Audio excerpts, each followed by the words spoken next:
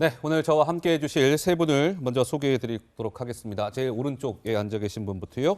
하종대 보도본부 선임기자 이경, 이재명 캠프 전 대변인 김재섭 전 국민의힘 비대위원 이렇게 세 분이 함께 주고 계십니다. 어서 오세요. 네, 반갑습니다. 안녕하세요. 예, 잘 부탁드리겠습니다. 자, 오늘 이제 2차 경기도를 상대로 한 국정감사가 진행이 됐습니다. 지금은 이제 오전에 국감이 끝나고 이제 점심 식사 겸 잠시 이제 정회를 하게 되는데요. 지금 몇 시죠? 2시 7분이네요. 2시 20분에 이제 오후 국감이 속개가 됩니다. 한 10여 분 정도 후면 오후 국감이 시작이 될 텐데 저희가 오늘 실시간으로 국정감사 현장도 보여드리면서 이재명 지사의 발언을 둘러싼 뭐 좀 분석이랄까요? 이런 것도 좀 겸하면서 이렇게 진행을 하도록 하겠습니다. 먼저 오늘 오전 국감에서 야당 의원들은요. 지금 구속된 유동규 전 성남도시개발공사 기획본부장과 이재명 지사와의 그 관계에 대해서 집중 추궁하는 장면이 있었습니다. 국민의힘 이종배 의원의 질의 장면이었네요. 자, 먼저 영상이 준비되어 있습니다. 먼저 보고 오시죠.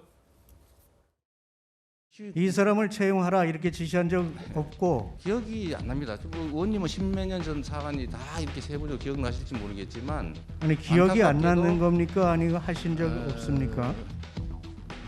글쎄 모르겠어요. 그것만 앞에 제가 받아들일까요? 불법적으로 뭘 했을 일은 없고 이게 정말로 유동규에게 권한을 줘서 유동규가 주도적으로 개발하게 하려고 했으면 유동규를 사장을 시켰겠죠. 근데 본부장 아닙니까? 네, 이재명 지사는 유동규 전 본부장과의 그 관계에 대해서, 그러니까 이재명 지사 본인이 유동규의 채용을 지시하거나 그런 적이 있느냐는 질문에 좀 기억에 없다, 좀 기억이 안 난다 이렇게 얘기를 했어요. 그리고 내가 정말 유동규를 통해서 뭔가를 해보려고 했으면 본부장을 시켰겠느냐, 내가 사장을 시켰지, 또 이렇게 주장을 했습니다. 글쎄요, 우리 김재섭 위원은 오늘 이재명 지사의 유동규와의 저 관계에 대한 주장, 설명 좀 어떻게 들으셨습니까? 뭐 이재명 후보 입장에서는 관계를 부인해야 되지 않겠습니까? 네. 당연히 지금 이 유동규 씨는 현재 범죄 혐의를 가지고 범죄인의 신분으로서 지금 구속 수사를 받고 있는 상황이기 구속이 때문에 됐죠. 예, 구속이 네. 되어 있기 때문에 어떻게든 사실 그 관계성을 부인하는 편이 이제 본인한테는 유리할 것이기 때문에 어떤 방식으로든 유동규와의 관계성은 최대한 나랑은 상관없다. 내가 임명권자가 아니다라는 식으로 몰고 갈 것으로 예상이 네. 되었고 당연히 뭐 그렇게 이야기를 했습니다.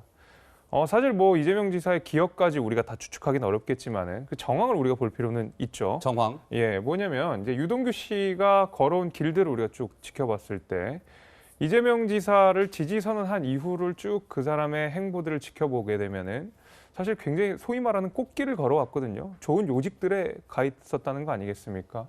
그 경기도 관광공사 사장이라고 하는 자리 역시도 경기도 내에서도 굉장히 중요한 그 공직 이 장이라고 우리가 알려져 있을 만큼 굉장히 큰 자리를 받았는데 과연 네. 그 사람이 충분하게 그런 자격이 되는 사람인가라는 의문도 굉장히 많았었는데도 불구하고 이건 경기도지사가 하는 것이기 때문에 임명이 되었다. 뭐 이거 이미 드러난 이야기 아니겠습니까? 네, 네. 그렇기 때문에 사실 이제 유동규와 그다음에 이재명 후보 간의 관계성을 의심하기는 어려울 것 같고요. 네. 무엇보다도 이런 게 있습니다. 유동규 씨가 그 이재명 후보에 대한 지지선을 한 2014년 이후에 이재명 지사에게 말하자면 여러 가지 직책들을 받은 사람들이 많겠죠, 당시에. 네. 그리고 이재명 지사가 성남시장에서 경기도지사로 올라오는 과정 속에서 이렇게 그 과정마다 좋은 자리들을 이렇게 받았던 사람들을 쭉 추려보게 되면은 분명히 열 손가락에 들 겁니다, 유동규 씨는. 네. 네, 그런 그 정도의 요직을 받았던 사람들은. 음. 근데 과연 그런 사람을 가지고 이재명 후보가 나는 모르는 일이다, 내가 임명권자가 아니다라는 식으로 발뺌할 수 있는 것인가라고 저 생각을 해보면 그건 좀 납득하기 어렵죠. 대다수의 국민들이 비슷하게 생각하실 것 같습니다. 네. 예. 그때요. 이제 이런 겁니다. 이재명 지사가 이제 유동규 전 본부장과의 관계에 대해서 이제 지난번 국감, 그러니까 그제 있었던 1차 국감에서 유동규에 대해서 가까운 사람인 건 맞다, 뭐 이렇게 얘기를 했습니다. 그런데 또 측근이라는 표현은 좀 지나친 것 같다, 이렇게 주장을 하기도 했고요. 우리 하 기자가 보시기에는 그러니까 이 이재명 지사와 유동규 전 본부장과의 관계가 계속 좀 쟁점이 되고 있는데요. 이 지사의 발언이 조금 이제 뉘앙스가 좀 달라졌다고 해야 될지는 모르겠으나 어쨌든 좀 약간의 표현은 달라진 건 맞는 것 같아요. 우리 하 기자가 분석하시기에는 어떻습니까? 유동규와 이 지사의 관계. 그리고 전 또 하나 궁금한 것은 유동규와 이재명 지사의 관계가 왜 이게 정말 이번 대장동 개발 특혜 의혹의 핵심 쟁점이 되고 있는 것인지 그 부분에 대한 좀 설명도 좀 해주시죠. 예. 먼저 이제 관계에 대해서 네. 한번 그 얘기를 해보면 어쩌면 이재명 지사는 처음에는 과거에 계속 정치를 할 때는 마치 측근이라는 말이 언론에 그렇게 오랫동안 장기간 오르내렸지만 단 한 번도 이 말 자체가 잘못됐다라고 바로잡거나 요구한 적이 없습니다. 네. 그때 모두가 좌진상 우동규라고 했죠. 좌측은 정진상, 우측은 유동규 이렇게 해가지고 좌측의 정진상 씨는 변호사 사무실 시절부터 바로 거기 사무실에서 같이 근무했던 분이고 이분은 유동규 씨는 약 10여 년 전부터 만나가지고 대장동 개발을 모두 총체적으로 같이 지휘했던 사람이고 근데 어쨌든 어제는 이제 그렇게 얘기했습니다. 측근 아니다. 그러다가 이제 오늘은 가까운 사람인 거는 맞다. 근데 그런다고 또 측근은 아니다 이렇게 얘기를 했는데 이게 왜 측근이냐 아니냐 이게 뭐 그 이제 사람마다 관점에 따라 좀 다르게 얘기는 할 수 있지만 이게 왜 지금 쟁점이 되냐? 그러니까 왜 이렇게 중요한 겁니까? 예, 도대체. 왜 쟁점이냐? 예. 만약에 지금 현재 유동규 씨는 1,163억의 배임 혐의에 주범으로 지금 들어가 있습니다. 그죠? 구속됐죠. 예. 그리고 심지어 거기 같이 많이 돈을 먹었던 김만배 씨도 구속은 안 됐지만 거기에 배임 혐의의 공범으로 현재 검찰은 보고 있습니다. 그런데 이 배임이라고 하는 게 뭐냐?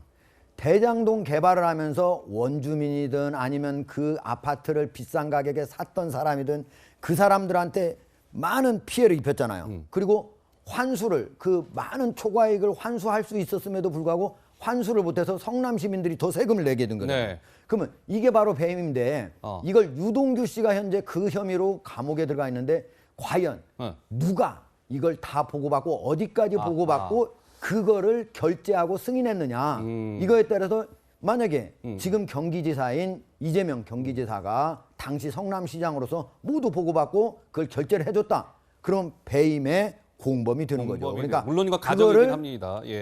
피하게 하기 위해서 가장 먼저 예. 자기 후에 보고한 사람이 자기 측근이 아니다라고 하는 게 가장 유리한 거죠. 알겠습니다. 자, 그러면 오늘의 특보가 이제 편성이 된 건 경기도를 상대로 한 국정감사 현장을 보여드리기 위함이니까요. 국감 현장을 잠시 좀 보시죠. 지금 이 시각 현재 경기도청에서 진행이 되고 있는 국정감사 그 회의실의 모습입니다. 아직은 속개가 되지 않았습니다. 2시 20분에 이제 속개가 되니까 뭐 한 5분 정도 있으면 다시 이제 오후 국감이 진행이 될 것 같습니다. 이경 전 대변인, 그러니까 우리 이경 대변인께서는 참고로 이재명 캠프의 전 대변인을 지내셨어요. 자, 우선 오늘 이제 지난 월요일 날 1차 국감이 있었고 오늘 이제 두 번째 국감이 오전에 진행이 됐습니다. 야당 의원들의 뭘까 공세의 그 수위랄까요? 좀 그 공세의 칼이 1차 때보다는 좀 날카로워졌다라고 보십니까? 아니면 좀 무딘 칼이었다고 보십니까? 오전 국감을 본 우리 관전평이랄까요? 어떻습니까? 우선 그 국회의원들, 네. 국민의 세금을 받는 국회의원들이 국정감사를 하는 것인데 국감은 뭐 국회의원은 뭐 어떤 의정활동의 꽃이라고도 일 수 있잖아요.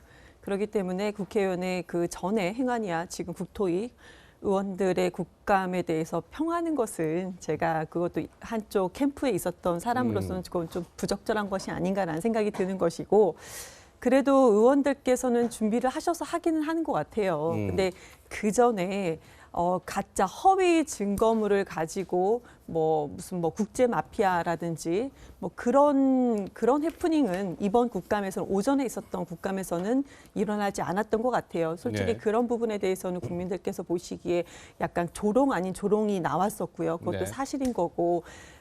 그 증거물도 국회의원이 이것도 한번 그러니까 크로스 체크를 하지 않고 이렇게 국감 현장에서 그것도 라이브로 나오는 그 현장에서 이것을 그대로 여과 없이 하는 것이 맞는 것이냐라는 그런 비판이 있었는데 그런 네. 일은 없었던 것 같습니다. 그리고 저 유동규 씨 관련돼서도 좀 짧게 말씀을 유동규 씨, 드리면은 짧게 하시죠. 네, 짧게 하겠습니다.